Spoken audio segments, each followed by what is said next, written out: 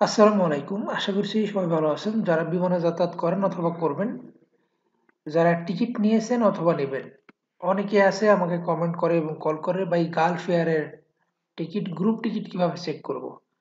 ভাই group ticket হোক বা এমনি সিঙ্গেল টিকিট হোক, লোকাল মানে একটা টিকিট হোক বা গ্রুপ টিকিট হোক, টিকিট চেক করার সিস্টেম একই। টিকিট চেক করার জন্য লাগে আপনার এয়ারলাইন্স পিএনআর নাম্বার আর আপনার যে প্যাসেঞ্জার তার লাস্ট নেম।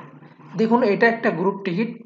প্যাসেঞ্জার নেম এখানে দেখুন, একটা দুইটা তিনটা চারটা পাঁচটা প্যাসেঞ্জার। এখানে টিকিট নাম্বার আছে, এখানে রেফারেন্স আইডি আছে, এখানে এপিএনআর নাম্বার আছে দেখুন।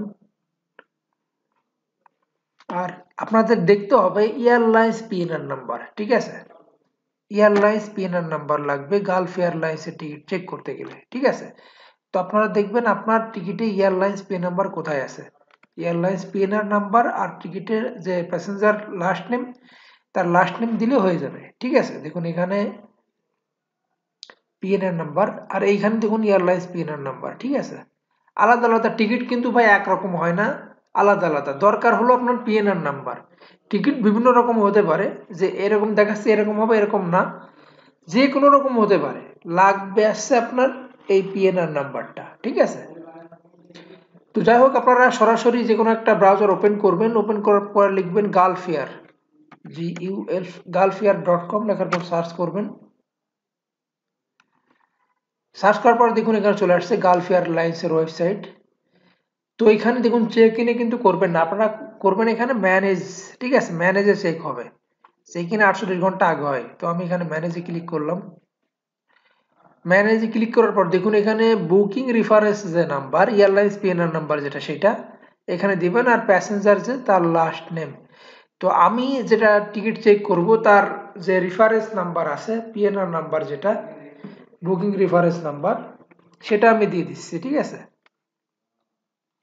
আমি যখন অনেক টিকিট চেক করেছি তা চলে আসছে আগের গুলো, আমি এটাতে চেক করব না এখন, এটা তো ফ্লাইট চলে গেছে।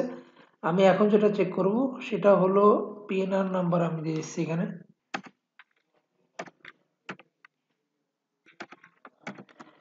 দেখুন পিএনআর নাম্বার দিয়ে দিলাম, আর এরপরে লাস্ট নেম যে প্যাসেঞ্জার তার নাম হলো ইসলাম, লাস্ট নেম ইসলাম, ISLAM, ইসলাম। আর কোনো কাজ নেই, এখানে সার্চ করব। সার্চ করলাম। আপনারা একটু ওয়েট করবেন, ঠিক আছে?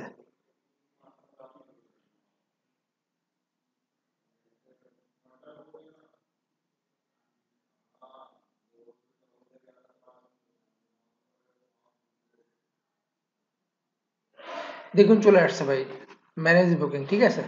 এই দেখুন রিজার্ভেশন পিএনআর নাম্বার এটা, আর টিকিট, যার টিকিট তার টিকিট নাম্বার এটা, আর প্যাসেঞ্জার নাম হলো মমিনুল ইসলাম, ঠিক আছে? এটা আসবে ঢাকা থেকে বাহরাইন, বাহরাইন থেকে আবার আসবে দাম্মাম, ঠিক আছে?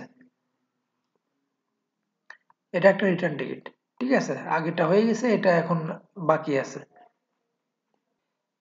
তো যাই হোক ভাই, আপনাদের যদি এরকম আসে, ঠিক আছে, পিএনআর নাম্বার দিয়ে আপনার যে রিজার্ভেশন নাম্বার সেই নাম্বার আর লাস্ট নেম দিয়ে যদি টিকিটে কোনো কিছু আসে, তাহলে মনে করেন এটা অরিজিনাল।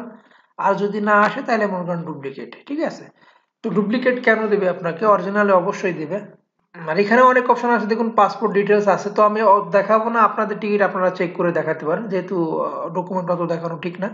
ইনশাল্লাহ এর পরের ভিডিও আমার থাকবে গালফ এয়ারে কিভাবে আপনারা সিট বুকিং করবেন, ঠিক আছে? যে কোনো এয়ারলাইন্সের টিকিট নিতে স্ক্রিনে দেওয়া নাম্বারে কল করতে পারেন। ইনশাল্লাহ যে কোনো এয়ারলাইন্সের টিকিট কম দামে দেওয়ার চেষ্টা করব। সবাই ভালো থাকবেন। আল্লাহ হাফেজ।